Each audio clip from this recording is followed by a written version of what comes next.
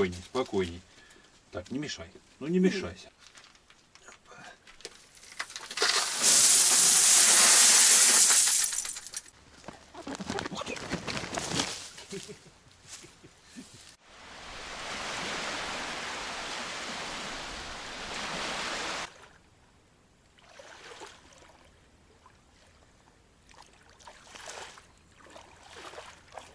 Не знаю, как это явление скажется на рыбалке, но природа нам немного помогает.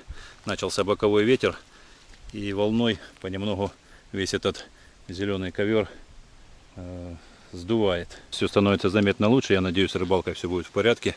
Волной зелень сбивает к берегу.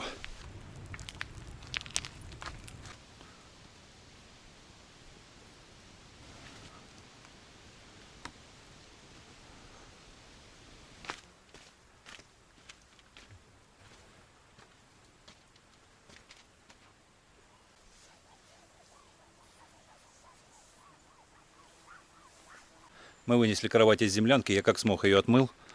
Она снова стала как массажный столик. Теперь ее можно брать с собой на водоем и загорать там. Правда, с такой зеленой водой не очень хочется принимать водные процедуры. В ближайшее время я хочу попробовать ловить рыбу ночью.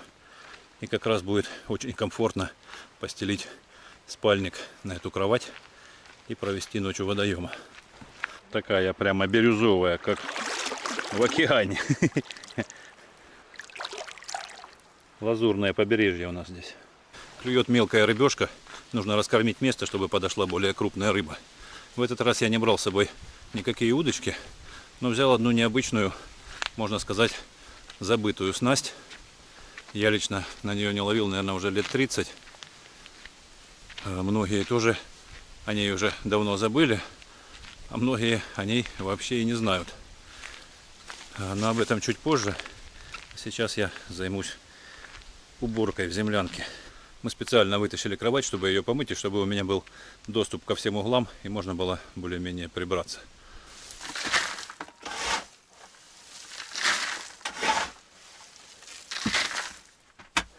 Не знаю, какой зверь сделал этот подкоп. Вроде бы не Карлос. Но там есть нора. И вот такое количество земли он нарыл. Сейчас я часть ее вынесу на улицу. Остальное разровняю и хочу сделать пол. Я уже давно принес кусок линолеума. Хотел когда-то сделать пол из бревен. Распустить пополам бревнышки и сверху положить линолеум. Но у меня возникли проблемы с бензопилой. Я ее брал в аренду, так сказать, дали мне ее попользоваться. Вот. Но пришло время вернуть. Поэтому с деревянным полом пока откладывается, пока я не куплю себе новую пилу. Пилу я хочу купить аккумуляторную, электрическую, чтобы не зависеть от заправки бензина и масла. И можно было ее заряжать от солнечной панели. Это было бы очень удобно. Карлос, не мешай. Иди загоняй добычу. Иди поймай кого-нибудь. Давай, дуй.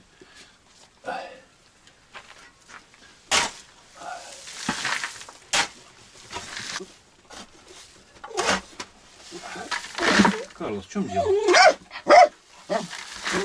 Ну кто тебе мешает? Ну иди побегай, погуляй. Спокойней, спокойней. Так, не мешай. Ну не мешайся. Да. Все, свободен, свободен.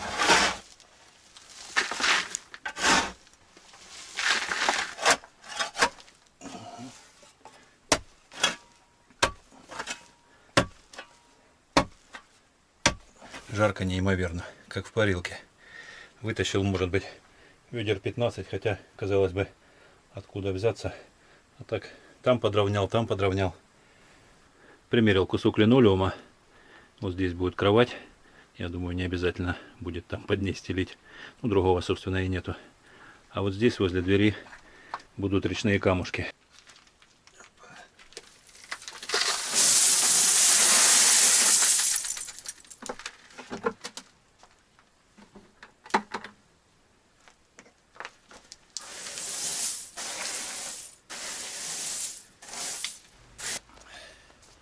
Решил помыть линолеум на улице, чтобы в землянке не разводить сырость. Правда, не знаю, получится ли такой водичкой помыть. Будет зеленоватый тон у линолеума.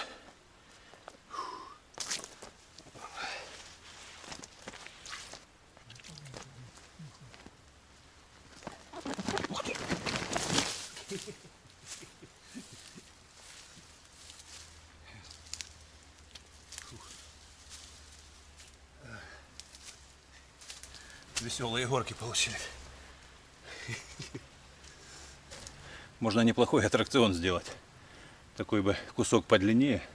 И оттуда прямо сверху сделать такой рукав метров 50. И трамплинчик возле водоема. Начал сворачивать линолеум в рулон, а он до сих пор не просох. Все еще блестит мокрый. И с тыльной стороны грязь прилипает, и он снова весь пачкается. Поэтому оставлю его сохнуть до утра. Уже он больше года здесь ждет, пока я его постелю. Думаю, подождет еще несколько часиков до утра. А мы будем сейчас пить чаек и укладываться, отдыхать.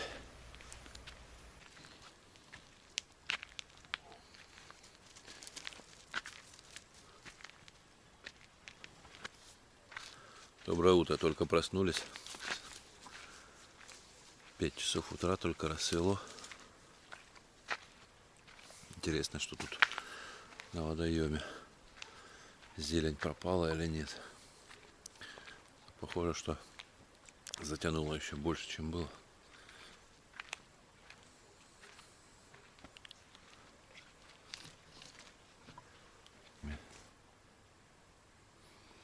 Пошли, Карлос, пошли.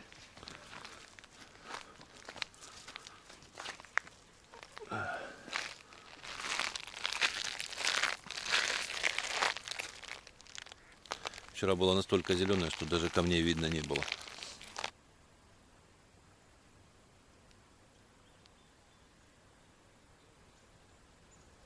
С Карлосом в качестве утренней зарядки прогуляемся к роднику. Питьевая вода у нас закончилась. Я взял пару больших бутылей. Ну а линолеум пока полежит, еще часик подождет.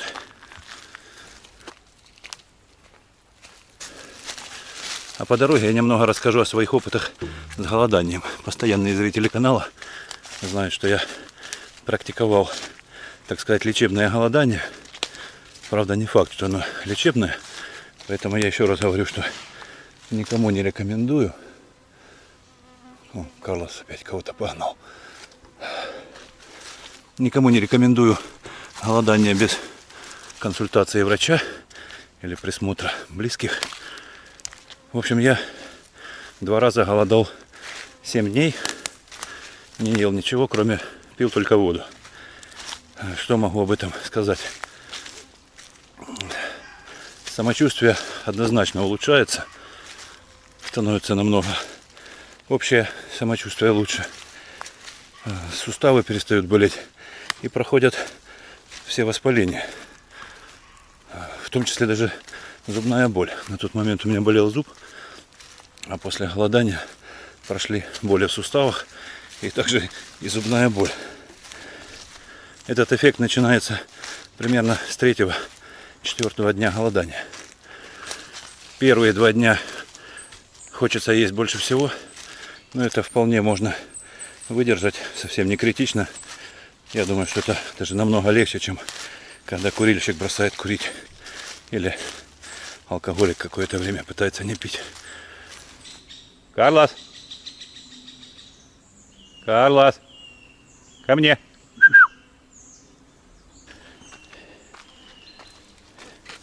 Координация уже не та. В большей степени я затеял эти голодания для того, чтобы избавиться от гипертонии.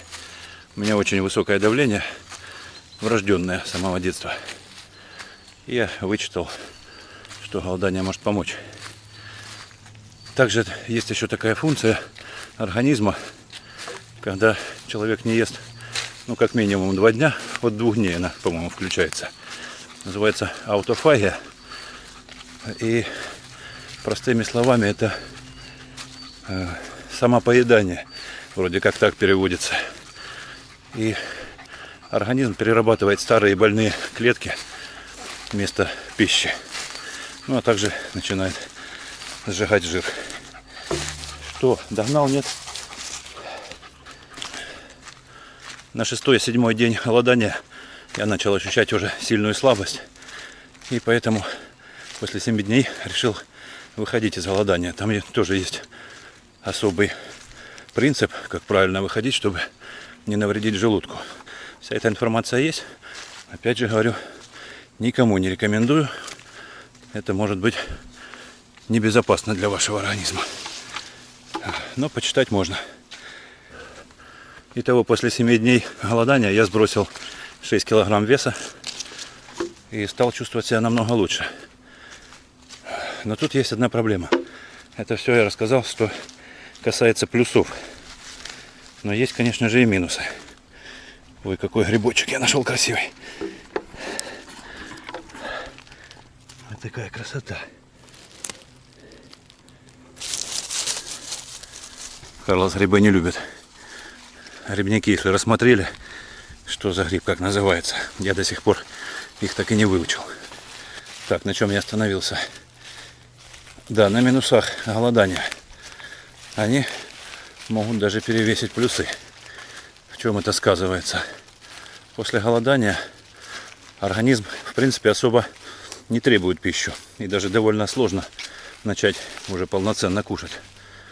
Но как только вы вошли в ритм, и тем более, если будет какой-то праздник, застолье, например, как у меня недавно был день рождения, и начал есть просто все подряд, все диеты закончились, и в больших количествах. В общем, за короткое время вы быстро возвращаете свой вес, в некоторых случаях и больше, чем он был до начала голодания.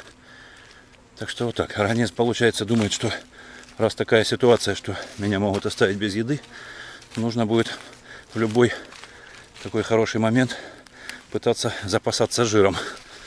И вы просто непреодолимое желание испытываете как можно больше и всего подряд кушать. Не обязательно какие-то вкусняшки, просто все, что видите. Во всяком случае, со мной было так. И в итоге, после голодания я не принимал таблетки. Давление действительно нормализовалось. Это проверено на мне 100%.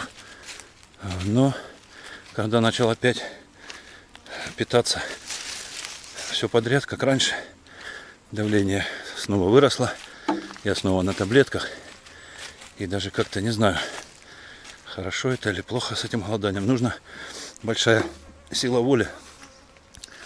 Или же, я не знаю, или как-то кардинально поменять свою жизнь. Например, если бы я жил здесь постоянно в лесу, в землянке, я вполне мог бы соблюдать режим и хорошенько поправить свое здоровье, немножко прийти в форму. А самое главное, что я заметил после вот этих вот моих частых походов, раньше я здесь жил постоянно в землянке и особо не напрягался. Ну как, при постройке, конечно, было сложно тягать бревна, там копать. А когда уже более-менее все было построено, можно было жить только в родничок. И то, когда плохая вода, зеленая или какие-то проблемы. А так, вода рядом, в реке. Еда тоже в реке. В общем, мало двигался и особо на здоровье это хорошо не сказывалось. А вот эти вот постоянные походы с рюкзачком, достаточно увесистым, очень хорошо действуют на артериальное давление. Это для меня была новинка. Я не был в курсе об этом и узнал случайно на своем же опыте. Я пришел домой с похода и набрал буквально полный рюкзак всякого хлама, который находил по дороге. Пустые бутылки, банки. Вот, кроме того, что было, еще набрал целый мешочек в руку. В общем, не рассчитал свои силы. Взял много веса, решил немножко почистить лес. С большим трудом дошел до дома, весь мокрый, уставший, сердцебиение сумасшедшее. Ну, я решил померить давление. У меня, естественно, всегда с собой, не с собой, но в тот раз я, наверное, не брал. Ну, когда как, по самочувствию. Беру с собой тонометр или не беру. В общем, пришел домой, померил давление. И был в шоке. Пульс был, конечно, высокий, ну, относительно, там что-то около 140 ударов, потому что я только зашел. А вот давление было 110 на 70. То есть у меня такого отроду не было. Во всяком случае, я никогда не мерил в таком состоянии. Я думал, что с таким пульсом, после такой нагрузки физической, давление просто зашкалит. Мне аж было страшно мерить. Думал, придется скорую опять вызывать. Вот. А как оказалось, вот эти вот аэробные нагрузки очень полезны для давления. И если делать хотя бы 2 раза в неделю, там, по-моему, чаще даже и не нужно, а вот именно где-то так, 2 раза в неделю, то давление стабилизируется и становится как у космонавта. Так что вот такая вот история.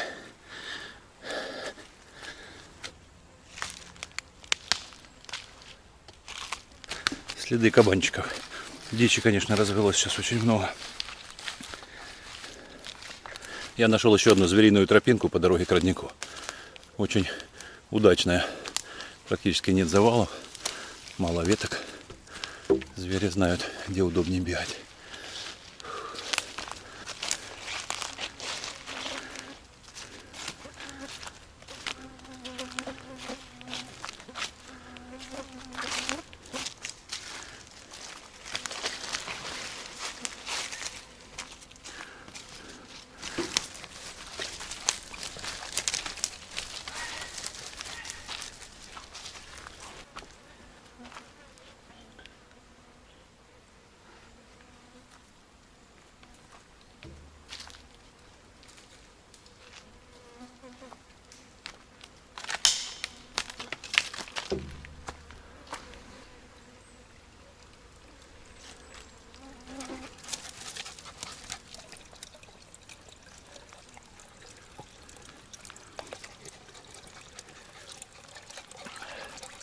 Вода чистая, зверей давно не было. Бывает такая скаламученная. Пьют отсюда прямо.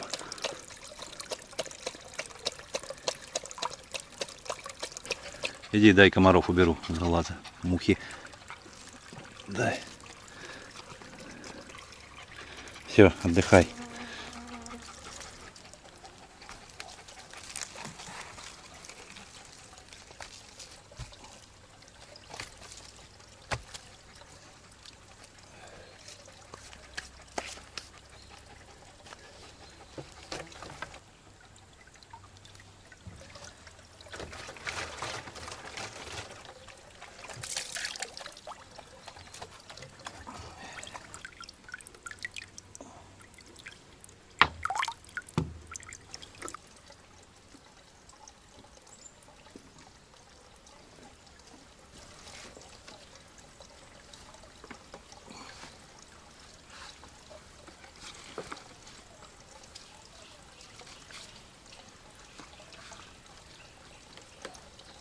Идем, Харсончик.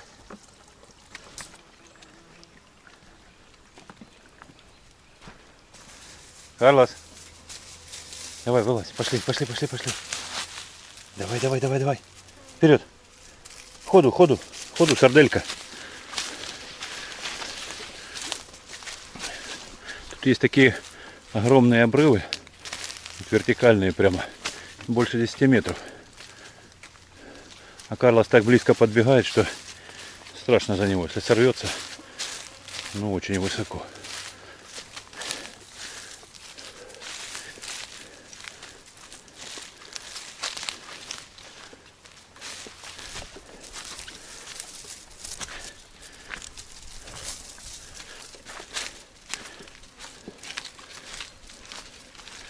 Карлос, не ходи туда.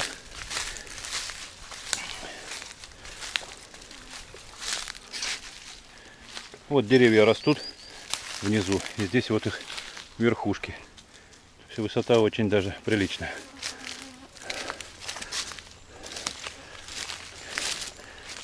И зачастую тут бывают обвалы, поэтому я стараюсь ходить больше верхом. Вот такие. Так хотелось искупаться. Ну, вот такая уже вода, не успел я. Снова зеленуха приплыла, прибила ее ветром. Не очень хочется в такой воде плавать. Надо было утром. Завтра обязательно с самого утра нужно выходить на водные процедуры. Я думаю, я вспомнил, это постоянно такое явление происходит. Когда лес, не знаю, или остывает, или что происходит. Ну, в общем, просто идет из лесу прохладный такой ветер в сторону водоема. Ты что, устал, Карлос? Давай, давай, вперед. Резче.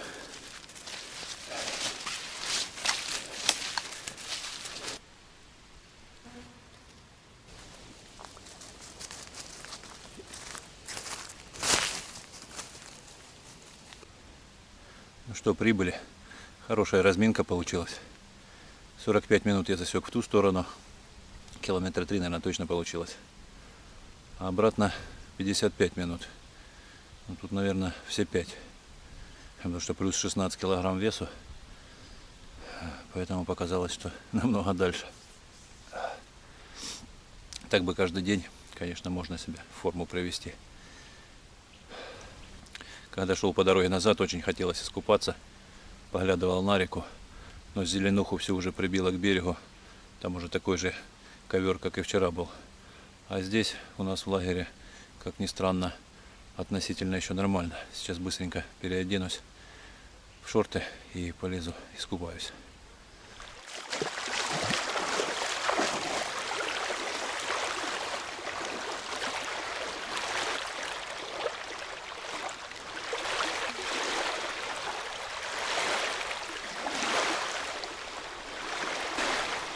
Ну, можно сказать, что успел. Вчера было, конечно, совсем мрачно.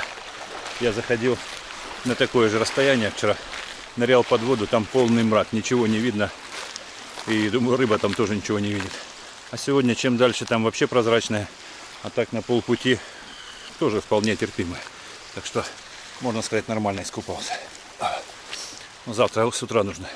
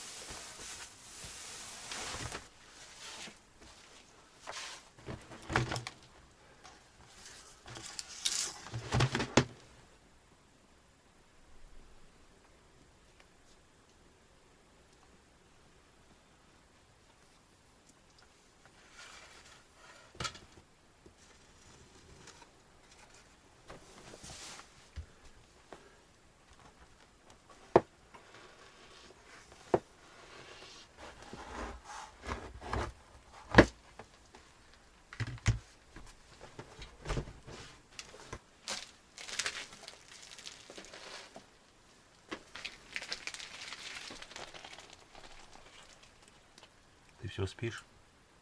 Карлос, где твои тапочки, а? Че без тапочек? Многие пишут, что, мол, бревна хоть и толстые, но вот в этих местах там сильно большие теплопотери. Это, естественно, так и есть, но для того-то это и, можно сказать, полуземлянка, полудомик, потому что ну, больше половины стен и крыша, то есть больше, процентов, наверное, 75-80 площади засыпано землей, то есть утеплено. И все эти щели не имеют никакого значения.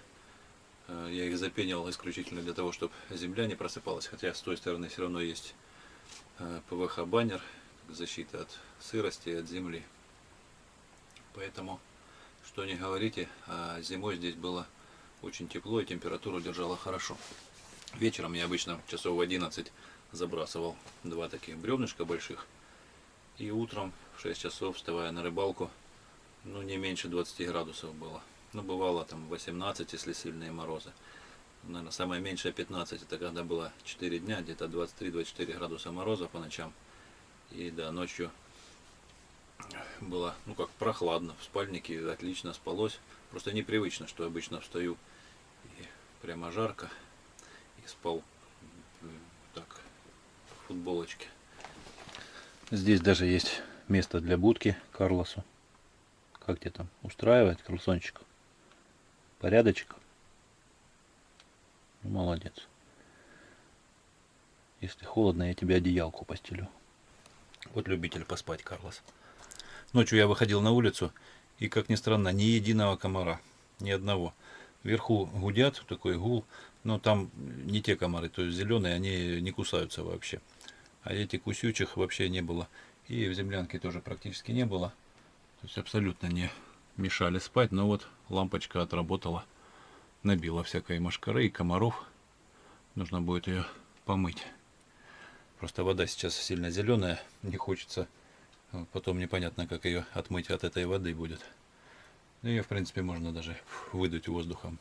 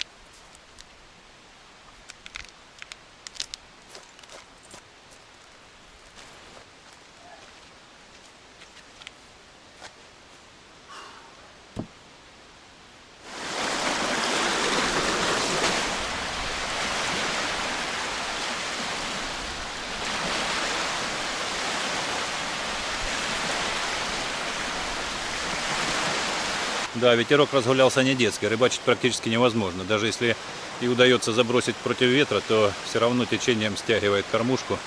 Карлсончик проснулся.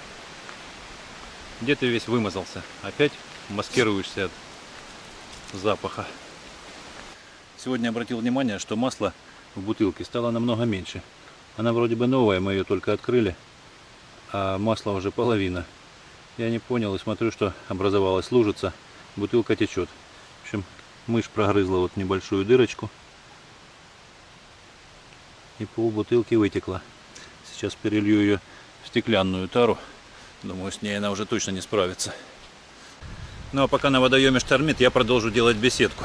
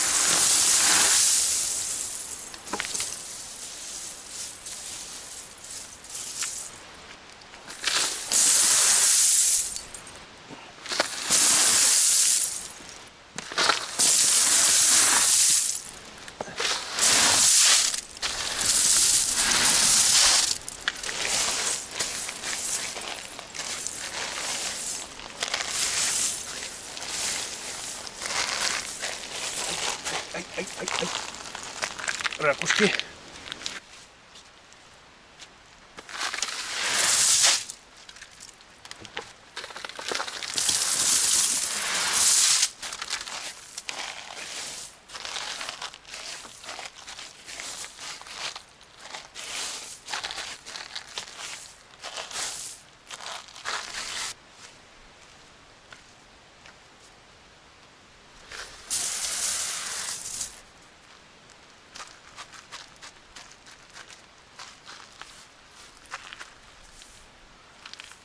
Но я сейчас принесу еще одно ведро, и на сегодня, наверное, хватит.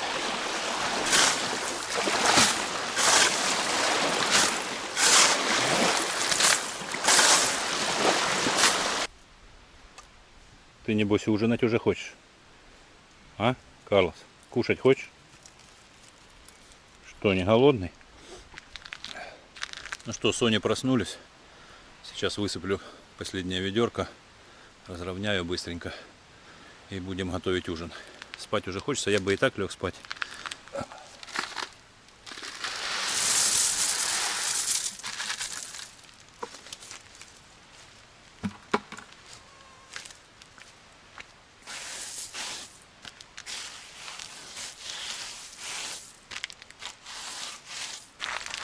Так, куда на стол? Давай, дуй оттуда. Слазь. Ну что, понемногу вырисовываются очертания летней кухни. Не знаю, как вам. Лично мне нравится. Возможно, потому что я представляю в перспективе, как это будет.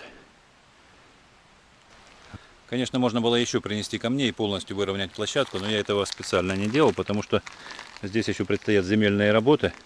Здесь будет вкапываться столб под навес, ступеньки, возможно, здесь сделаю, где эта дорожка. А может быть, и те тоже восстановлю. Будет одни ступеньки в землянку, а другие сюда в беседку. Ну, прыгай. Вот ты любишь на ручки.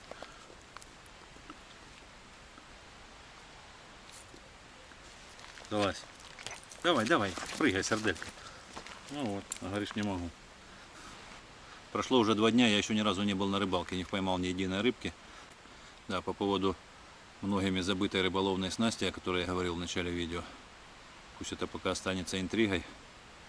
Если кто-то догадался, напишите свои предположения в комментариях. Ну а если завтра с утра будет хорошая погодка, то я, наверное, этим все-таки займусь и немного порыбачу. Я все-таки рыболов как-никак. Мое хобби, очень люблю рыбалку.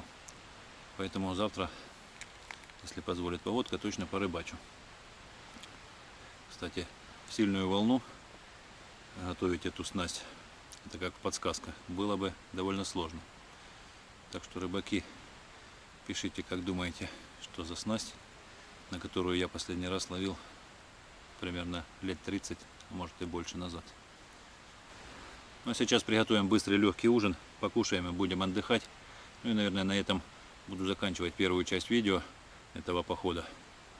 Поэтому прощаюсь с вами. Всем мира, добра и до встречи в следующем видео. Пока-пока. Слазь.